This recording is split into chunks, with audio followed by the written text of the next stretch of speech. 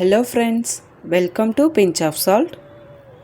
இன்றைக்கி நாம் ரொம்ப ஹெல்த்தியான முருங்கைக்கீரை பொரியல் எப்படி பண்ணுறதுன்னு பார்க்க போகிறோம். இது ரொம்ப சிம்பிளான ரெசிபி தான். நிறைய பேருக்கு இது எப்படி பண்ணுறதுன்னு தெரிஞ்சிருக்கும். தெரியாதவங்க நம்ம வீடியோ பார்த்து தெரிஞ்சுக்கோங்க. உங்களுக்கு ஹேர் ஃபால் ப்ராப்ளம் இருக்குன்னா நீங்கள் வாரத்துக்கு 2 முறை கண்டிப்பாக முருங்கைக்கீரை பொரியல் எடுத்துக்கோங்க. இப்போ வாங்க நம்ம எப்படி செய்கிறதுன்னு பார்க்கலாம். வீடியோ பார்க்குறதுக்கு முன்னாடி நம்ம சேனலுக்கு யாராவது சப்ஸ்கிரைப் பண்ணாமல் இருந்தால் சப்ஸ்கிரைப் பண்ணிக்கோங்க. ஒரு கடாயில் எண்ணெய் விட்டு கொஞ்சமாக கடுகு உளுத்தம்பருப்பு தாளிச்சுக்கோங்க. இது கூடவே 1 ஸ்பூன் கடலைப்பருப்பு, பொடியாக நறுக்குன 10 பல் பூண்டு, 2 பச்சை மிளகாய் கட் பண்ணி நான் சேர்த்துருக்கேன்.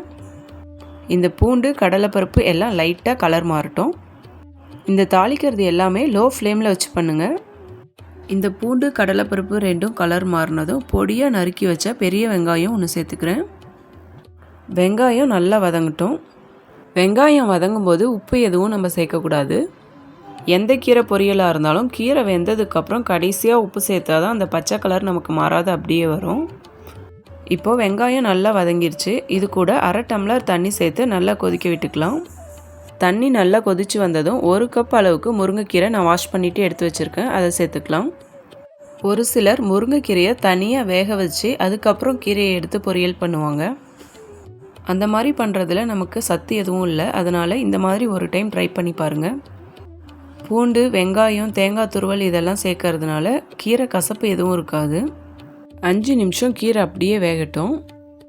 கீரை வேகிறதுக்கும் நம்ம ஊற்றிருக்க தண்ணி இழுக்கிறதுக்கும் சரியாக இருக்கும். அயன் டெஃபிஷியன்சி இருக்கவங்க கண்டிப்பாக வாரத்துக்கு 2 இல்லை 3 முறை இந்த கீரையை சாப்பிடுங்க.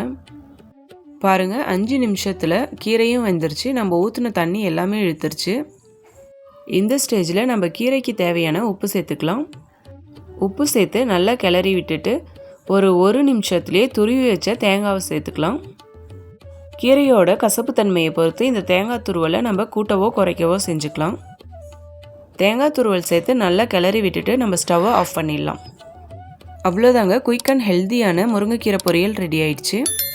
இந்த வீடியோ பிடிச்சிருந்தா லைக் பண்ணிவிட்டு நம்ம சேனலுக்கு சப்ஸ்கிரைப் பண்ணிக்கோங்க.